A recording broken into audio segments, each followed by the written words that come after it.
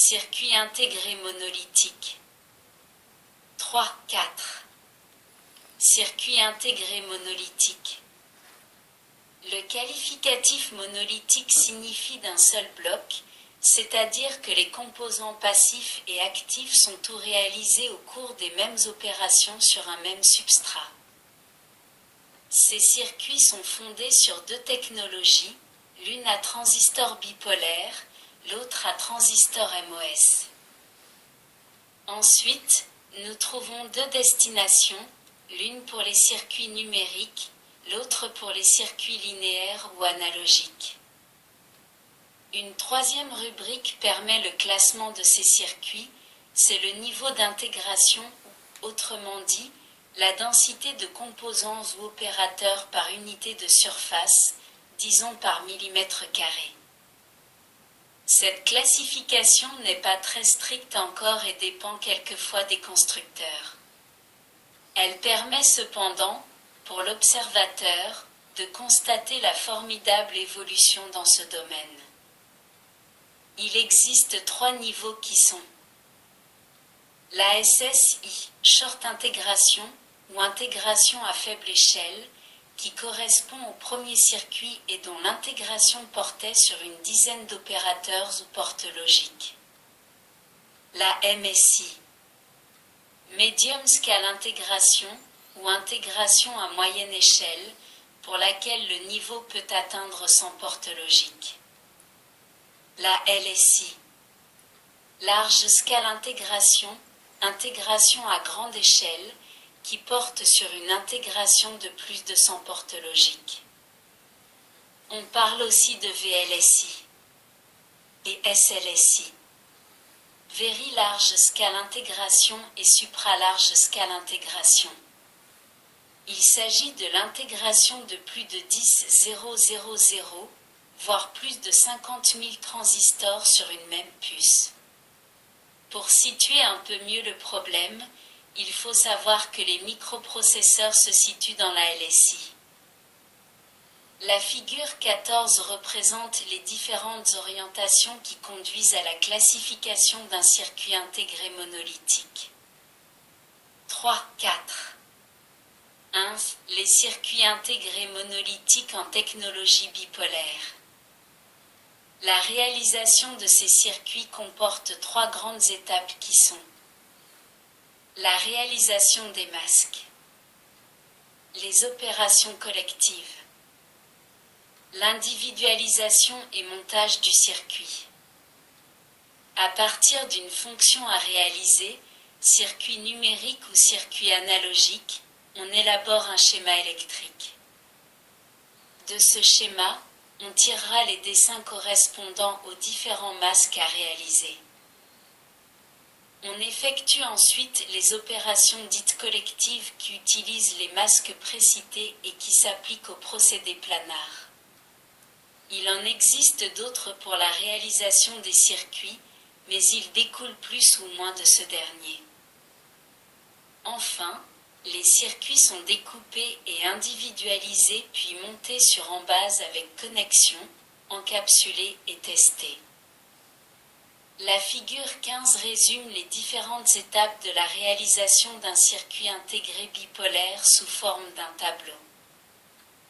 Le procédé planar est utilisé aussi dans la réalisation des semi-conducteurs, diodes, transistors.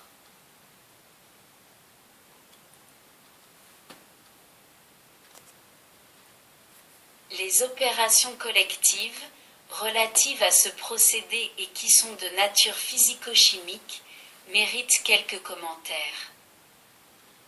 La préparation du substrat consiste en la réalisation de plaquettes de silicium qui serviront de support mécanique et sur lesquelles on implantera plusieurs centaines de circuits identiques. Ces plaquettes ont un diamètre de l'ordre de 5 à 10 cm et une épaisseur de 200 à 300 microns. Leur état de surface doit être aussi parfait que possible, ce qui oblige à une opération de polissage. L'épitaxie consiste à déposer une couche semi-conductrice de conductibilité extrinsèque, du haut dopage et d'épaisseur bien contrôlée, sur le substrat dont ces paramètres importent moins, puisqu'il s'agit d'un support mécanique. L'épaisseur de cette couche épitaxiale varie entre 5 et 10 microns. L'oxydation thermique permet la création d'une couche d'oxyde de silicium d'une épaisseur de 0,5 microns sur la couche épitaxiale. Ce revêtement autorise une plus grande précision dans l'opération suivante, la diffusion. On réalise ensuite, par photogravure, des fenêtres dans ce revêtement au travers desquelles on effectuera les différentes diffusions. Celles-ci seront, par conséquent, parfaitement délimitées. Cette couche d'oxyde peut aussi être mise en place pour protéger les jonctions réalisées dans la couche épitaxiale, en phase finale. La diffusion, nous en avons déjà parlé dans le chapitre consacré aux semi-conducteurs et à la conduction extrinsèque. Il s'agit de faire diffuser, localement, un corps ou impureté dans le réseau cristallin semi-conducteur afin d'obtenir la conductibilité de type P ou N selon la structure atomique du corps diffusé. L'empilement de ces types de conduction permet la création de jonctions, donc de diodes ou de transistors. Les résistances sont réalisées aussi selon ce procédé, aux endroits où l'on a prévu de les implanter, c'est-à-dire en ouvrant des fenêtres dans l'oxyde par photogravure et utilisation de masques. La gamme de résistance s'étend de 20 à 20 000 ohms environ. Les condensateurs peuvent être réalisés de deux façons, soit par l'effet capacitif d'une jonction polarisée en inverse, dont il a été question au sujet des diodes à capacité variable, soit par interposition entre deux zones métallisées d'un matériau diélectrique, l'oxyde de silicium. On obtient ainsi quelques centaines de picofarades. La photogravure est employée à chaque nouvelle étape afin de réaliser les fenêtres dans l'oxyde protecteur. Il s'agit du même processus que celui décrit pour les couches minces. Le dépôt métallique sous vide est utilisé pour placer aux endroits non masqués des zones capables de réaliser les connexions ou liaisons entre les éléments et sur lesquels viendront se fixer les fils de sortie. L'épaisseur de ce dépôt est d'environ 0,8 microns. Là aussi, il s'agit du même procédé que celui utilisé pour les couches minces. L'ensemble de ces différentes phases constitue les opérations collectives. Elles peuvent comporter jusqu'à 8 masquages différents, chacun étant suivi d'une ou plusieurs des phases précitées. Ces opérations sont effectuées sur 1000 à 10 000 circuits en même temps. La dernière étape consiste à découper les plaquettes de silicium, servant de support, sur lesquelles viennent d'être pratiquées les opérations collectives en autant de circuits intégrés, de 100 à 1000 circuits. On obtient ainsi ce que l'on nomme des puces. Celles-ci sont ensuite fixées sur l'embase du boîtier, après quoi les connexions sont effectuées entre le circuit et les broches de sortie de l'embase. Vient ensuite l'encapsulage. Différents boîtiers sont proposés, fonction des dimensions du circuit et surtout en fonction du nombre de sorties. L'intégration étant de plus en plus grande, les sorties sont de plus en plus nombreuses, par conséquent, le boîtier est de plus en plus volumineux. Ces opérations de raccordement et d'encapsulage sont effectuées sur chaque circuit, elles interviennent donc grandement dans le prix de revient, à tel point que la mise en boîtier revient plus cher que la puce elle-même. On va chercher à diminuer le nombre de sorties par circuit, en affectant à celles-ci des fonctions différentes. C'est la technique dite de multiplexage qui consiste, par exemple, à utiliser 4 bornes indifféremment comme entrées ou sorties. Une 5e broche envoie un signal logique binaire, présence ou absence de tension, qui permet de commander les circuits périphériques extérieurs, en leur indiquant à quel moment les 4 broches doivent être utilisées comme sortie ou comme entrée. La logique 3 états est appliquée aux circuits périphériques. Elle permet de déconnecter temporairement un certain nombre de ceux-ci quand les signaux présents ne les concernent pas. Tous les boîtiers font l'objet de normes très strictes tant sur le plan dimensionnel que sur le plan technologique. Pour les circuits moins complexes, on utilise des boîtiers de transistors munis de sorties plus nombreuses, 6 ou émoticônes, n'en croyant pas ses yeux. Pour les circuits plus importants, on a élaboré des boîtiers adaptés. Ce sont, d'une part, les boîtiers plats, ou flat pack, que l'on raccorde sur le circuit imprimé par microsoudure. Ils sont généralement destinés à l'aérospatiale ou aux techniques militaires, et d'autre part les boîtiers enfichables, ou dual inline, plus spécialement conçus pour l'industrie. Les sorties peuvent être au nombre de 64. Ces 2 types de boîtiers sont réalisés en céramique pour applications spéciales, ils coûtent alors très cher, ou en plastique. Dans la technologie suivante, vous trouverez un recueil des différents boîtiers utilisés en électronique. Avant d'en terminer avec les circuits monolithiques concernant la technologie bipolaire, il faut parler des caissons isolés.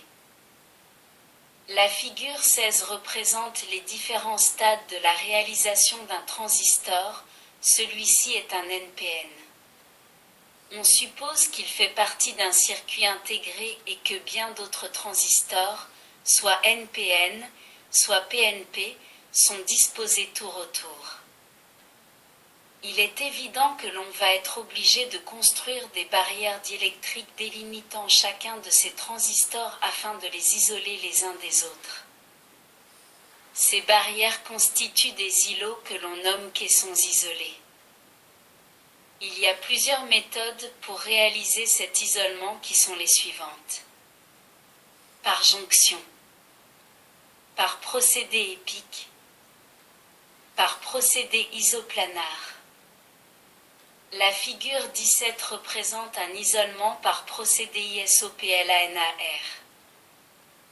Ces caissons isolés ne sont pas seulement utilisés pour les composants actifs mais aussi pour les composants passifs du circuit, résistance, condensateur. À titre indicatif, les dimensions des caissons sont de l'ordre de 100 x 100 microns. Ils sont utilisés aussi dans la fabrication des circuits intégrés de technologie MOS. La conception de ces derniers étant quelque peu différente, nous y consacrerons le chapitre suivant. 3, 4. 2. Circuit intégré monolithique en technologie MOS. La figure 18 donne un aperçu de la réalisation d'un transistor MOS canal N à enrichissement. Par rapport à celle du transistor bipolaire, elle est considérablement simplifiée, il n'y a plus que 2 masques, comparaison faite par rapport à la figure 16. La figure 19 représente l'intégration de l'inverseur de base en CMOS, MOS complémentaire. On y voit apparaître un caisson. Celui-ci est nécessaire du fait que le substrat d'un transistor MOS canal P doit être de conductibilité N, voire figure 18, alors que celui d'un canal N doit être de conductibilité P. Cet inverseur nécessite pour sa réalisation moins d'opérations et sa faible consommation au repos permet une intégration beaucoup plus grande que pour le bipolaire. Le caisson isolé, dans ce cas, est de l'ordre de 50 x 50 microns. De plus, cette technologie n'implique pas la réalisation de composants passifs tels que résistance, puisque nous savons qu'un transistor MOS dont la grille est reliée au drain se comporte comme une résistance. La réalisation de condensateurs s'effectue selon le même principe que pour l'élaboration des grilles de ces transistors, le diélectrique étant la couche d'oxyde de silicium. On tire parti aussi de la capacité parasite grille-substrat, dont la valeur peut atteindre 2 à 5 pF, pour la réalisation des registres et mémoires dynamiques que nous aborderons dans une prochaine théorie. Cette capacité est, en grande partie, responsable de la limitation de fréquence de fonctionnement de ces dispositifs. Aussi est-il intéressant d'orienter les recherches vers une diminution de cette capacité? D'une manière générale, ces effets parasites sont dus au fait que ces zones sont à l'intérieur du substrat. Si on utilise un substrat isolant et que sur ce support, on réalise, en élévation, les différentes couches de matériaux, on obtient des îlots isolés, chacun d'eux représentant un composant actif ou passif bien isolé des autres.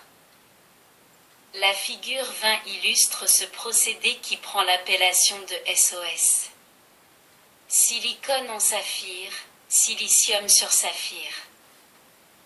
La réduction des capacités parasites, des résistances de fuite, amène une augmentation de la vitesse de fonctionnement dans un rapport de l'ordre de 5 à 10.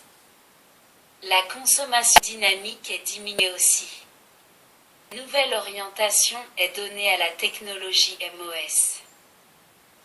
Deux facteurs majeurs guident l'évolution d'une technologie. La vitesse de fonctionnement. La consommation.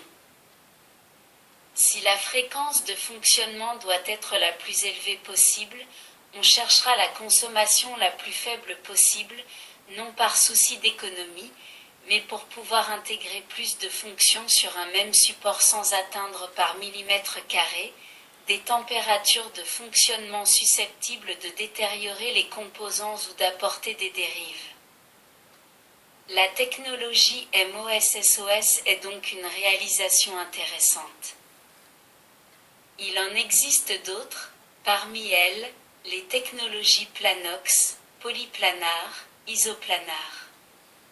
Une des plus importantes est la LOC-MOS, Local Oxidation Complementary, MOS, dont la liste des fonctions réalisées dans cette technologie devient imposante.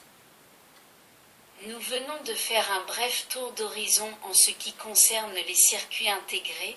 Ce domaine est en continuelle évolution et notre but n'est pas de décrire toutes les réalisations technologiques.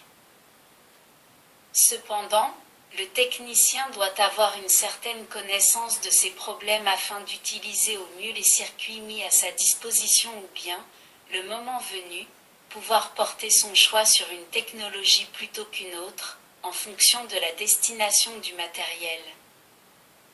Ce choix s'effectue, en général, selon les critères suivants. Vitesse de fonctionnement. Consommation. Immunité au bruit. Choix des fonctions proposées par le constructeur dans la technologie retenue. Prix de revient des opérateurs, s'il s'agit de construction en série. Le niveau d'intégration intervient dans certains cas, car il faut savoir que plus l'intégration est élevée, plus on améliore la fiabilité de l'ensemble. On définit la fiabilité comme étant la probabilité pour qu'un appareil remplisse bien sa fonction dans des conditions d'emploi spécifiées et pendant un laps de temps déterminé. Ceci est un des atouts majeurs de l'intégration, car bien des manipulations sont supprimées lors de la réalisation d'un matériel à l'aide de cette technique et l'on évite les erreurs et les malfaçons. Tous les paramètres associés à la fiabilité sont bien définis, on peut ainsi quantifier cette valeur et le gain apporté par cet usage se situe entre 10 et 50, ce qui est très important car cela signifie que des appareils ainsi conçus fonctionneront sans défaillance de 10 à 50 fois plus longtemps que ceux réalisés de façon traditionnelle. Du point de vue constructeur, Une technologie n'a de débouché que si elle apporte une amélioration du prix de revient, des performances et surtout s'il y a reproductibilité de ces performances, peu de déchets en fabrication. Dans la prochaine technologie, nous allons dresser un inventaire des circuits logiques les plus fréquemment rencontrés dans les montages industriels. Il sera également présenté un lexique des termes utilisés dans les catalogues des constructeurs ainsi que les différents boîtiers utilisés pour les semi-conducteurs et circuits intégrés.